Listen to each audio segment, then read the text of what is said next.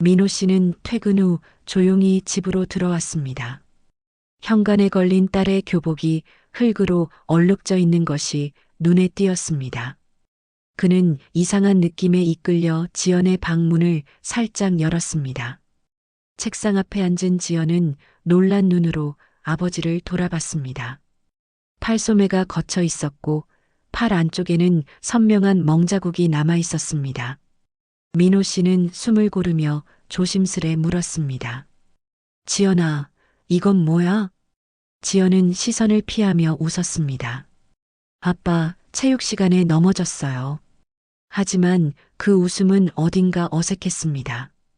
그의 눈에는 두려움이 스쳤고 손끝이 미세하게 떨렸습니다. 민호 씨는 더 묻지 않았지만 마음 한쪽이 서늘해졌습니다. 다음 날 아침 지연은 학교로 향했고 민호 씨는 뒤에서 조용히 지켜봤습니다. 등굣길 모퉁이에서 아이 몇 명이 지연을 힐끔거리며 수군거렸습니다. 민호 씨는 출근 대신 학교로 발걸음을 돌렸습니다. 학부모 상담실에서 만난 담임은 피곤한 얼굴로 커피를 홀짝였습니다. 요즘 애들끼리 장난도 심하고요. 큰일 아니에요. 그의 대답에 민호 씨의 얼굴이 굳었습니다. 장난이라기엔 멍이 너무 심하지 않습니까? 담임은 서류를 뒤적이며 시선을 피했습니다. 교장 선생님도 이 일은 아실 겁니다. 너무 민감하게 받아들이지 마세요. 그 말에 민호 씨는 입술을 꾹 깨물었습니다. 학교 복도에는 학생들의 웃음소리가 가득했지만 그 소리 속엔 불편한 냄새가 섞여 있었습니다. 교실 문틈으로 본 지연은 고개를 숙인 채 자리에 앉아 있었습니다. 민호 씨는 복도 CCTV를 확인하고자 교무실을 찾았습니다. 교직원은 무표정하게 말했습니다. 보안 규정상 학부모는 열람 불가해요. 민호 씨는 명함을 꺼내 들었지만 상대는 단호했습니다. 그는 교육청 시절의 인맥이 떠올랐습니다. 직접 개입하지 않으려던 마음이 조금씩 흔들렸습니다. 그날 밤 그는 지연의 휴대폰을 조심스레 열었습니다. 단체 대화방엔 왕따녀라는 말이 반복되고 있었습니다. 그는 화면을 바라보며 손을 떨었습니다. 이건 장난이 아니야. 민호 씨는 휴대폰을 덮고 천천히 숨을 고르며 창밖을 바라봤습니다. 창문 너머로는 학교 불빛이 희미하게 비치고 있었습니다. 그의 마음속에서 조용하지만 단단한 결심이 피어오르고 있었습니다. 내 딸에게 이런 일이 생긴다면 나는 절대 가만히 있지 않을 거야. 다음 날 아침 민호 씨는 정장을 차려입고 학교로 향했습니다. 교장실 문을 두드리자 안쪽에서 나긋한 목소리가 들렸습니다. 들어오세요. 교장은 민호의 명함을 보더니 순간 표정이 굳었습니다. 교육청 출신이시군요. 이런 문제는 조용히 처리하는 게 좋을 겁니다. 그 말에 민호 씨는 눈썹을 찌푸렸습니다. 제 딸이 맞았는데 조용히 넘어가라고요? 교장은 자리에서 일어나 서류를 정리하며 말을 돌렸습니다. 요즘 부모님들이 너무 예민하세요. 애들끼리 다툴 수도 있는 거죠. 그의 태도는 사과가 아닌 무시였습니다. 민호 씨는 학교 복도에 서서 창밖을 바라봤습니다. 점심시간이 되자 운동장에서 아이들이 모여 있었습니다. 그중 몇 명이 지연 쪽을 가리키며 비웃었습니다. 지연은 아무 말 없이 도시락을 덮고 혼자 자리를 피했습니다. 그 모습을 본 민호 씨의 손이 주먹으로 꽉 쥐어졌습니다. 그는 복도로 돌아가 담임에게 다시 항의했습니다. 담임은 제가 직접 본 건 아니라서 라며 말을 흐렸습니다. 책임을 회피하는 태도에 민호 씨의 인내심이 무너졌습니다. 그는 휴대폰 녹음기를 켜고 교장실로 다시 들어갔습니다. 이 대화 기록하겠습니다. 라는 짧은 말만 남겼습니다. 그날 오후 지연은 친구들에게 밀쳐져 계단 아래로 떨어졌습니다. 무릎이 찢어졌지만 보건실의 선생은 간단히 소독만 하고 돌려보냈습니다. 지연은 울지 않았습니다. 대신 창문을 바라보며 입술을 깨물었습니다. 집으로 돌아오자마자 민호 씨는 그녀의 다친 무릎을 보고 말을 잃었습니다. 지연아, 누가 그랬니? 지연은 고개를 저었습니다. 괜찮아요, 아빠. 그냥 실수였어요. 그의 목소리엔 단념이 섞여 있었습니다. 민호 씨는 휴대폰을 꺼내 통화 목록을 열었습니다. 오랜만에 보는 이름, 교육청 폭력대응 담당관의 번호가 눈에 들어왔습니다. 통화음이 길게 울리다 담당관의 익숙한 목소리가 들렸습니다. 민호 씨, 오랜만입니다. 무슨 일이시죠? 내 딸이 학교 폭력을 당했습니다. 학교 자율로 처리하는 게 원칙입니다. 너무 개입하지 마세요. 그 한마디에 민호 씨는 말없이 통화를 끊었습니다. 책상 위엔 교장 명함과 학교 로고가 찍힌 서류가 놓여 있었습니다. 그는 그것들을 바라보다가 천천히 노트를 펼쳤습니다. 증거 수집 시작이라는 문장을 첫 줄에 적었습니다. 펜 끝이 종이를 눌렀고 손끝이 단단히 굳어 있었습니다. 그 순간 그의 눈빛엔 결심이 번쩍였습니다. 민호 씨는 새벽부터 노트를 펼쳐 날짜별 사건 기록을 정리했습니다. 그의 필체는 단단했고 한 글자 한 글자에 분노가 묻어 있었습니다. 출근 대신 학교 주변 편의점에서 커피를 마시며 학생들의 대화를 엿들었습니다. 가해 학생 중 한 명의 이름이 여러 번 언급됐습니다. 그는 즉시 딸의 반 친구 명단을 기억하며 이름을 적어두었습니다. 지연은 여전히 침묵 속에서 학교를 다녔습니다.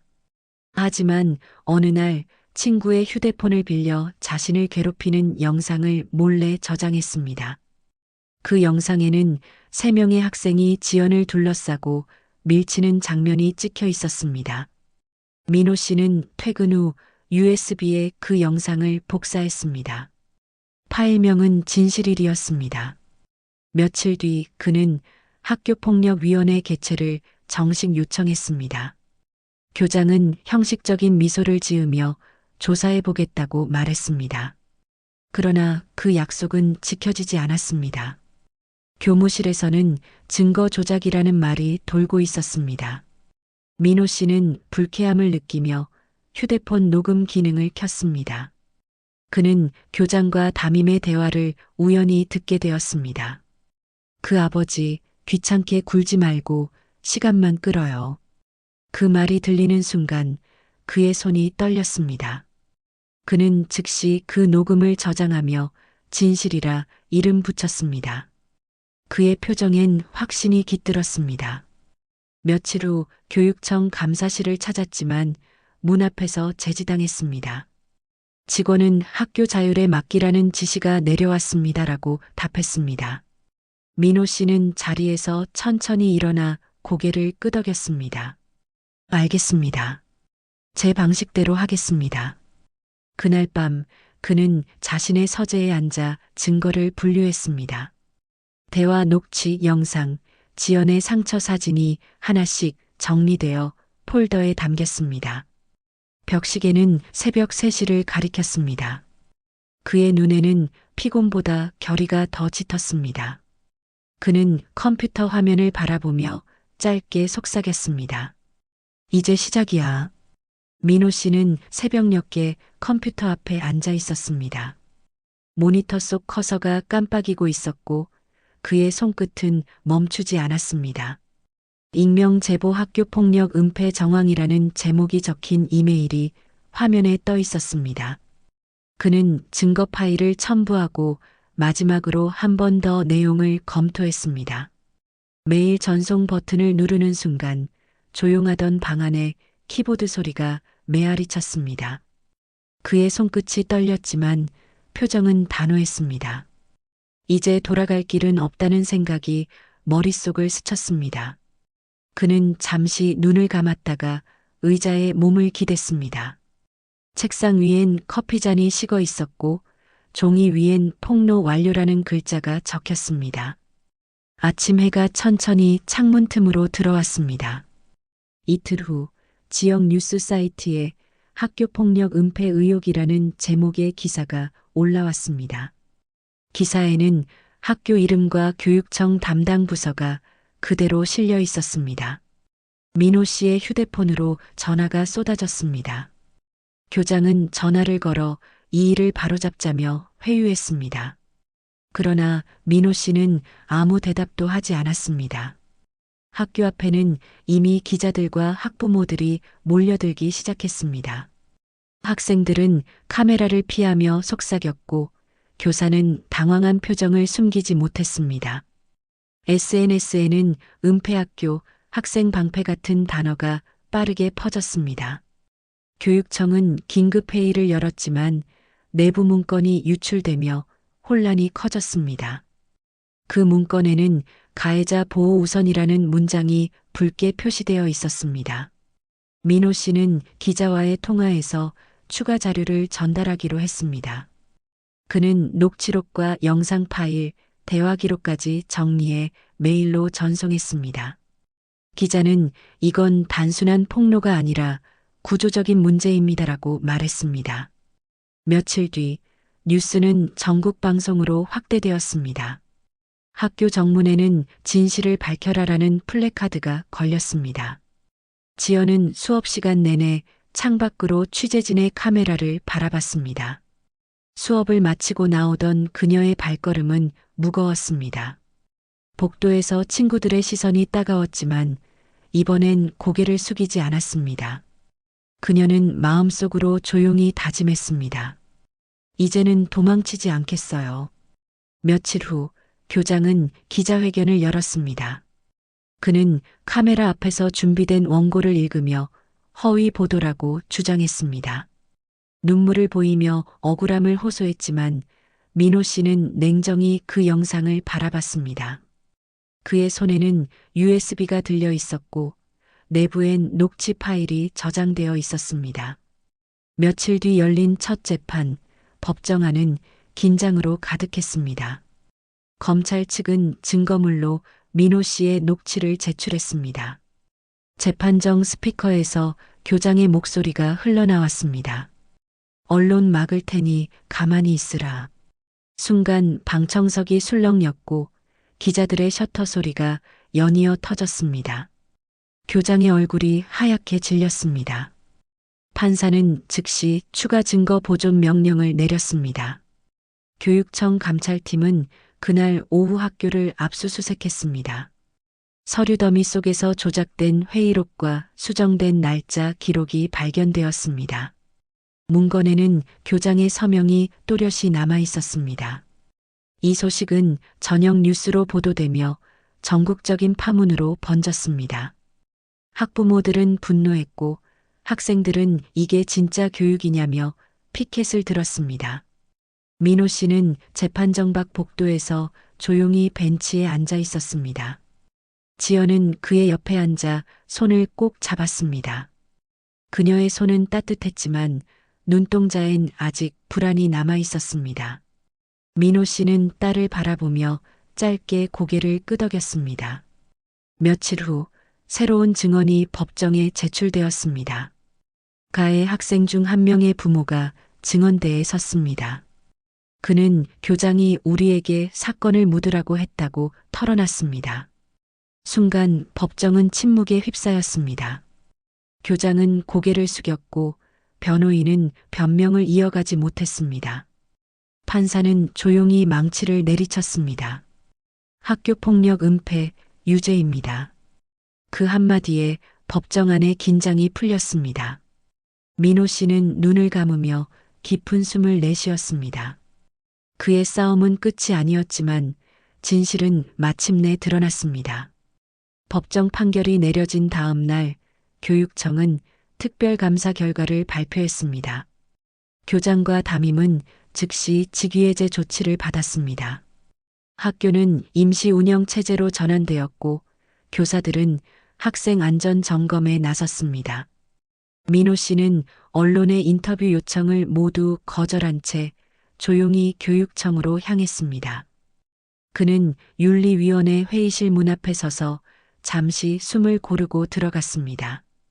위원석에는 긴장한 공무원들이 앉아 있었습니다. 민호 씨는 준비한 서류를 펼치며 단호히 말했습니다. 학교폭력 은폐가 재발하지 않으려면 규정이 바뀌어야 합니다. 그의 목소리는 조용했지만 방안 공기를 단단히 눌렀습니다. 위원들은 고개를 끄덕이며 새 조항 초안을 검토하기 시작했습니다. 며칠 뒤 학교폭력 은폐 시 교장 직권 박탈 조항이 신설되었습니다. 언론은 이를 참교육법이라 부르며 대서특필했습니다.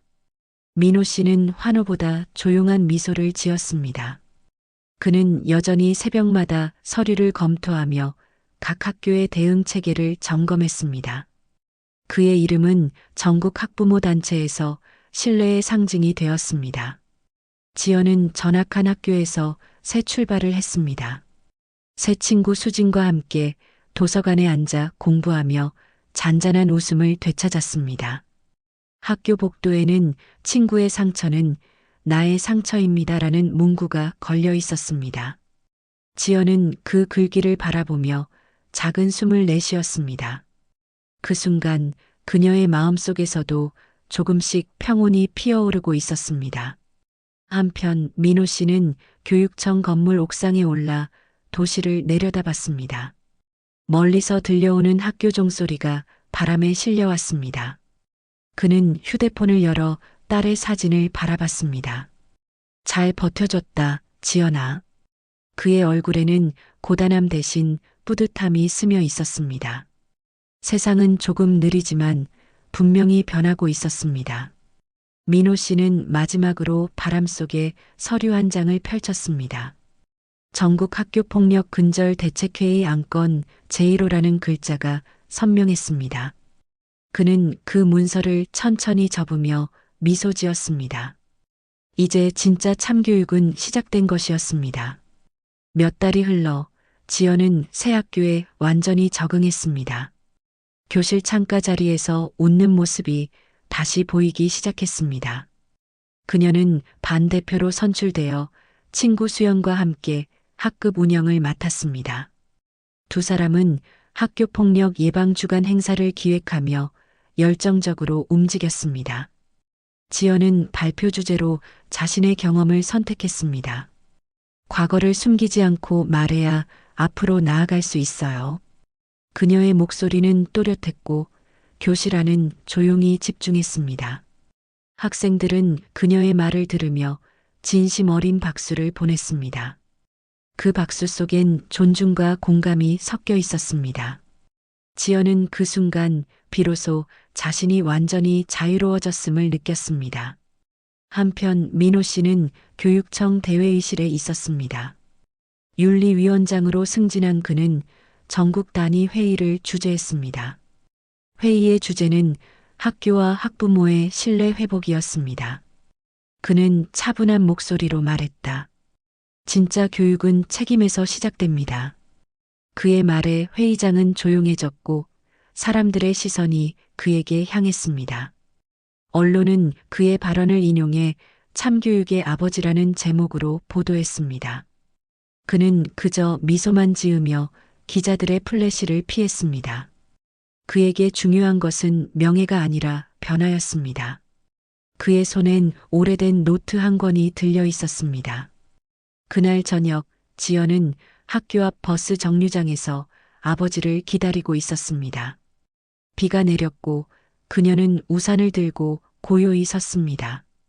잠시 후 민호 씨가 다가와 우산 안으로 들어섰습니다. 둘은 아무 말 없이 나란히 걸었습니다. 젖은 거리 위로 가로등 불빛이 길게 번졌습니다. 지연은 조용히 말했다. 아빠 고마워요. 민호 씨는 말없이 딸의 어깨에 손을 얹었습니다. 둘의 그림자가 빗물 위에 나란히 비쳤습니다. 멀리서 학교 종소리가 울렸고 그 소리는 부드럽게 밤 공기를 흔들었습니다. 그날의 발자국은 오랫동안 빗속에 남아 있었습니다. 시간은 흘러 몇 년이 지났습니다. 봄 햇살이 비추는 시골 중학교에 한 젊은 교사가 부임했습니다. 그녀의 이름은 지연이었습니다. 교무실 창문 밖으로는 아이들의 웃음소리가 바람에 섞여 들려왔습니다. 지연은 첫 수업 준비를 하며 교탁위 책을 정리했습니다. 그녀의 노트 위에는 또박또박 적힌 문장이 있었습니다. 학교는 안전해야 합니다. 그 문장은 그녀가 교사가 되기로 결심한 이유였습니다. 종이 한 장 한 장을 넘길 때마다 아버지의 얼굴이 마음속에 떠올랐습니다. 아빠가 보여준 참교육 이제는 내가 이어가야 해요. 첫 수업이 시작되자 아이들은 장난기 어린 눈으로 교실을 가득 채웠습니다. 지연은 칠판에 폭력 없는 학교라는 4글자를 적었습니다. 오늘은 여러분과 약속 하나만 할게요. 서로를 지켜주는 사람이 되자. 아이들은 잠시 조용히 있다가 고개를 끄덕였습니다. 그 눈빛 속에는 믿음이 담겨 있었습니다. 지연은 그 모습을 바라보며 따뜻하게 미소 지었습니다. 교무실 한쪽 벽엔 지연 사건 사례집이 꽂혀 있었습니다. 이제 그것은 단순한 기록이 아니라 교육의 지침서가 되어 있었습니다. 학교 복도에는 새로 걸린 현수막이 바람에 흔들렸습니다. 진짜 교육은 두려움이 아닌 존중에서 시작됩니다. 한편 민호 씨는 은퇴를 앞두고 있었습니다. 작은 서재 책상 위엔 오래된 노트북이 놓여 있었습니다. 그는 딸의 수업 영상을 재생했습니다. 화면 속 지연은 환하게 웃으며 아이들과 약속을 나누고 있었습니다. 그는 천천히 안경을 벗고 눈가를 닦았습니다. 이제 진짜 끝났구나. 그의 휴대폰 배경화면엔 여전히 같은 문장이 떠 있었습니다. 아빠는 세상을 바꾼 첫 번째 선생님. 창밖으로 따뜻한 바람이 불며 종이 한 장이 흩날렸습니다. 그 위에는 참교육 정책 실현 10년이라는 글씨가 또렷이 적혀 있었습니다.